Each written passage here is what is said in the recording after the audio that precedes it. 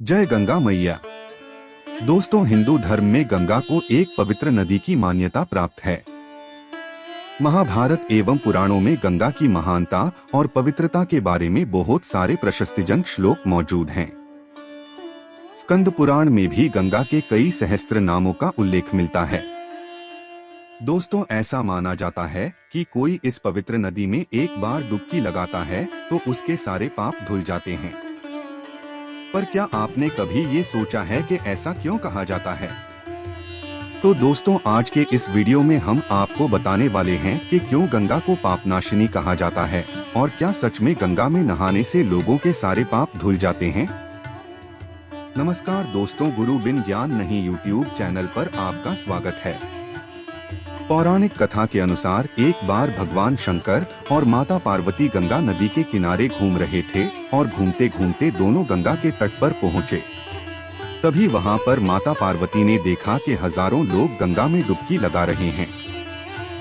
गंगा में स्नान करने के बाद वे भगवान शिव का नाम लेकर बाहर तो निकल रहे हैं, पर किसी के भी मुख पर मुस्कान नहीं है। ये देखकर माता पार्वती को आश्चर्य हुआ और उन्होंने भगवान शिव से पूछा, हे स्वामी, जब गंगा को पापनाशिनी मानते हैं तो मुझे ऐसा क्यों लग रहा है जैसे इन लोगों को इनके पापों से मुक्ति नहीं मिली है।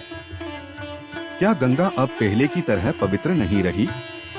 इतना सुनते ही भगवान शिव ने माता पार्वती को जवाब दिया कि गंगा तो पहले की तरह ही निर्मल और पवित्र है, बल्कि जो लोग इसमें डुबकी लगा के आ रहे हैं वास्तव में उन्होंने गंगा में स्नान किया ही नहीं है। भगवान शिव के मुख से ऐसी बात सुनकर माता पार्वती कुछ समझ ही नहीं पाई और उन्होंने शिवजी से पूछा, ऐसा कैसे हो सकता है? क्या आप देख नहीं रहे ये सभी लोग गंगा में स्नान करके आ रहे हैं और इनके कपड़े भी अभी तक भीगे हुए हैं। तब भगवान शिव ने माता पार्वती के दूसरे सवाल का जवाब देते हुए कहा कि ये सभी लोग सिर्फ जल में डुबकी लगाकर निकल रहे हैं, पर कोई भी गंगा के पवित्र जल में स्नान नहीं कर रहा। इसका रहस्य मैं तुम्हें आज नहीं कल समझाऊंगा। इतना कहकर भगवान शिव माता पार्वती को वहां से लेकर चले गए। अगले दिन भारी बरसात हुई। बारिश के कारण चारों तरफ कीचड़ ही कीचड़ हो गया। सभी रास्ते कीचड़ से भर गए। तभी भगवान शिव ने एक लाचार बूढ़े आदमी का भेष धारण किया और कीचड़ से भरे एक गड्ढे में जाकर गिर गए। और भगवान शिव ऐसा दिखा रहे थे जैसे कि वे गड्ढे में से निकलने की पूरी कोशिश कर रहे हैं, पर अपने बूढ़े शरीर के वजह से बाहर नहीं निकल पा रहे। साथ ही उन्होंने ऊपर खड़ी माता पार्वती से कहा कि तुम जाओ और जोर जोर से आवाज लगाओ कि मेरे बूढ़े और असहाय पति गड्ढे में गिर गए हैं, कोई तो हमारी मदद करो और मेरे पति को गड्ढे में से बाहर निकालकर उनकी जान बचाओ। साथ ही भगवान शिव ने माता पार्वती को ये भी बताया कि जो भी मेरी जान बचाने आए उसे ये जरूर बता देना कि वो मुझे तभी हाथ लगाए जब उसे पूरी तरह विश्वास हो कि उसने अपने जीवन काल में कोई भी पाप नहीं किया है, नहीं तो वो मुझे छूते ही जलकर भस्म हो जाएगा। शिवजी के समझाने के बाद माता पार्वती भी एक सुंदर महिला का रूप धारण करके उनके बगल में आकर बैठ गईं और शिवजी के कहे अनुसार जोर जोर से मदद के लिए आवाज लगाने लगी। कुछ देर में गंगा से स्नान करके आए लोग उस रास्ते से गुजरने लगे। सभी लोग उस महिला की बात तो जरूर सुन रहे थे, लेकिन महिला को देखते ही उन सभी के मन में पाप आ जाता। इसलिए लोक लज्जा और धर्म के डर से कोई भी उस महिला के पास नहीं गया। कई लोगों ने महिला रूपी माता पार्वती से ये तक कहा कि तुम इस बूढ़े को मरने के लिए छोड़ क्यों नहीं देती। कुछ लोग तो ऐसे भी आए जिन्होंने पहले मदद करनी चाहिए, लेकिन फिर जीवन में पाप वाली बात सुनकर रुक गए और सोचने लगे कि भले ही हमने गंगा में स्नान कर लिया है, लेकिन हम पापी तो हैं ही।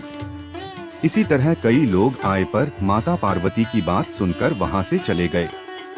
शाम हो चुकी थी। तब भगवान शिव ने माता पार्वती से कहा, देखा प्रिय, गंगा में स्नान करने वाला एक भी व्यक्ति मुझे बचाने नहीं आया। उसी वक्त एक आदमी हाथ में जल पात्र लिए हरी हरी जपता हुआ वहां से निकल रहा था। तब माता पार्वती ने उसे भी वही बात बताई और उससे मदद मांगी। माता पार्वती की बातें सुनकर उस युवक का दिल करुणा से भर आया। जैसे ही उस युवक ने शिवजी को बाहर निकालने की कोशिश की, तब माता पार्वती ने उसे रोकते हुए कहा कि अगर तुमने कोई भी पाप न किया हो तो ही मेरे पति को हाथ लगाना, नहीं तो जलकर भस्म हो जाओगे। ये सुनकर युवक ने पूरे आत्मविश्वास के साथ माता पार्वती से कहा, हे माता, मेरे निष्पाप होने पर आपको संदेह क्यों हो रहा है? क्या आप ये नहीं देख पा रही हो कि मैं अभी अभी गंगा में नहाकर आया हूँ? भला गंगा में डुबकी लगाने के बाद भी कोई पाप रहता है क्या? मैं आपके पति को बाहर निकाल कर ही रहूंगा। ये कहते ही उसने बूढ़े के रूप में भगवान शिव को गड्ढे में से बाहर निकाला।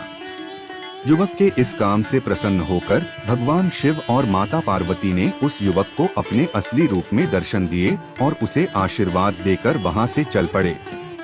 रास्ते में भगवान शिव ने माता पार्वती से कहा कि देखा प्रिय, इतने सारे लोगों में से बस इस युवक ने पवित्र गंगा में स्नान किया। भगवान शिवजी ने माता पार्वती से कहा कि गंगा में स्नान करके लोग केवल अपने शरीर को धो रहे हैं। इसी दृष्टांत के अनुसार जो लोग बिना श्रद्धा और विश्वास के केवल नाम के लिए गंगा में स्नान करते हैं, उन्हें गंगा स्नान का वास्तविक फल नहीं मिलता। लेकिन इसका मतलब ये नहीं कि गंगा स्नान व्यर्थ जाता है। श्रद्धा और विश्वास के साथ किए गए गंगा स्नान का ही वास्तविक फल मिलता है। लोगों को ये विश्वास ही नहीं है कि गंगा स्नान से उनके मन के पाप कम हो जाएंगे या धुल जाएंगे, और इसीलिए इन लोगों के गंगा स्नान का कोई अर्थ ही नहीं होता। सच्ची आस्था पत्थर को भी देवता बना सकती है। इसलिए माँ गंगा में किए गए स्नान से मनुष्य के पाप तो धुलेंगे, लेकिन तभी जब उसकी माँ गंगा पर अटूट आस्था होगी। इसीलिए तो दोस्तों, माँ गंगा कहती हैं कि मानो तो मैं गंगा माँ हूँ, ना मानो तो बहता पानी। तो उम्मीद है दोस्तों आपको आज का ये धार्मिक प्रसंग जरूर पसंद आया होगा। आपका कोई सुझाव या शिकायत हो तो हमें नीचे कमेंट में जरूर बताएं। और कमेंट में गंगा मैया की जय लिखकर गंगा माँ का आशीर्वाद जरूर लें, और साथ ही सब्सक्राइब करें हमारे YouTube चैनल गुरु बिन ज्ञान नहीं को, ताकि हम आपके लिए ऐसे ही अध्यात्मक और रोचक वीडियो लाते रहें। अब हमें इजाजत दीजिए। आप सबका बहुत बहुत धन्यवाद।